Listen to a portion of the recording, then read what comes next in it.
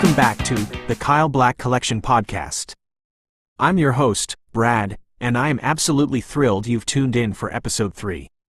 Last time, in Episode 2, we had the immense pleasure of sitting down with the visionary himself, Kyle Black, the founder of the Kyle Black Collection.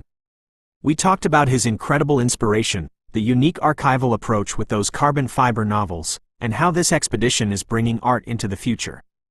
If you missed it, definitely go back and give it a listen. It's a foundational conversation for everything we're doing. And in Episode 1, we broadly defined classical, modern, and contemporary art. Today, we're going to dive even deeper, but through a different lens. We're going to talk about cultural separation in art, focusing on how different societies across the globe have uniquely used lines and shapes to express themselves. It's fascinating, isn't it? Art is often called a universal language, and in many ways, it is. Emotion, beauty, narrative, these translate across borders. But just like spoken languages have their own unique grammars, accents, and vocabularies, so too do the visual arts. The way a culture perceives space, time, spirituality, or even hierarchy can profoundly influence the very lines they draw and the shapes they create. It's not just about what they depict, but how they depict it. Let's start our journey in East Asia, particularly looking at traditions from places like China and Japan. When you think of classical East Asian art, especially painting and calligraphy, what often comes to mind are incredibly fluid, expressive lines. These aren't just outlines, they're dynamic, imbued with energy, often linked to philosophical concepts like qi or qi, the life force. The brushstroke itself becomes a form of meditation and expression. There's a profound emphasis on empty space, known as ma, in Japanese aesthetics, where the negative space is just as important as the positive, creating balance and tranquility. The shapes you see are often organic, asymmetrical, mimicking nature's inherent imperfections and beauty, serene landscapes, delicate figures, subtle movements. It's about conveying essence, harmony, and a deep connection to the natural world through a mastery of the calligraphic line. Now, let's pivot sharply to Western art, particularly during its classical and early modern periods. Here, the emphasis on lines shifted dramatically. Think about the Renaissance masters, Da Vinci, Michelangelo. Their lines are about precise contour, meticulous delineation.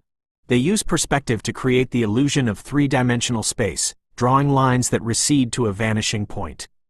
The line here serves realism, structure, and order. It's about capturing a perceived objective reality, often through bold, defined outlines that contain symmetrical and proportional shapes. The shapes themselves often lean towards the geometric, the perfect circles and squares underpinning Renaissance architecture, the idealized human form based on specific mathematical ratios. Even when modernism arrived and fragmented reality, like in Cubism, the shapes often remained fundamentally geometric: cubes, cylinders, cones, just reassembled in new ways. It's a focus on structure, humanism, and often, a contained, definable form. Next, let's journey to the incredible artistic diversity of African art, looking at traditions from various tribal cultures. Here, the use of lines and shapes is often intensely symbolic and functional, deeply intertwined with spiritual beliefs, social roles, and storytelling. You'll frequently see bold, geometric, and often repetitive lines. Think of the intricate patterns on masks, the scarification designs on sculptures, or the textured lines on ceremonial objects. These lines aren't just decorative, they can convey lineage, power, or narrative. The shapes in African art are often highly abstracted and stylized. Human and animal forms are frequently elongated, exaggerated, or distilled to their essential spiritual characteristics. Symmetry might be present, but often with a powerful, almost confrontational stylization that speaks to spiritual truths rather than earthly realism. These shapes are about identity, communication with the ancestors, and conveying spiritual power. Let's move to Indigenous Australian art, particularly the iconic Aboriginal dot painting. This is a truly unique approach to line and shape. The art often depicts aerial views of landscapes, sacred sites, and ancestral dreamtime stories. The lines are created through intricate patterns of dots, tracing pathways, energy flows, and connections. The shapes are often circles, concentric rings, and wavy lines, representing waterholes, campsites, ceremonial grounds, or even the movement of spiritual beings. It's an abstracted map, a sacred narrative, where every dot and every contour holds deep spiritual and cultural meaning. The lines and shapes are not about realistic depiction, but about conveying a complex, multi-layered understanding of the land and its ancient stories. And finally, let's look at Middle Eastern and Islamic art. Here, due to religious proscriptions against figurative representation in many contexts, the emphasis on abstract patterns becomes profoundly elevated. We see an extraordinary mastery of geometric patterns, intricate tessellations, complex star polygons, and repeating motifs that suggest infinity and divine order. Alongside these sharp, precise geometric forms, there's the beauty of the arabesque, flowing, curvilinear lines derived from stylized plant forms, intertwining and repeating to create an unending, organic flow. And then there's calligraphy, where the written word itself transcends communication to become pure art, the line of the script becoming a profound visual expression. The lines and shapes in Islamic art are about conveying the divine, the infinite, and a profound sense of unity through abstraction and repetition.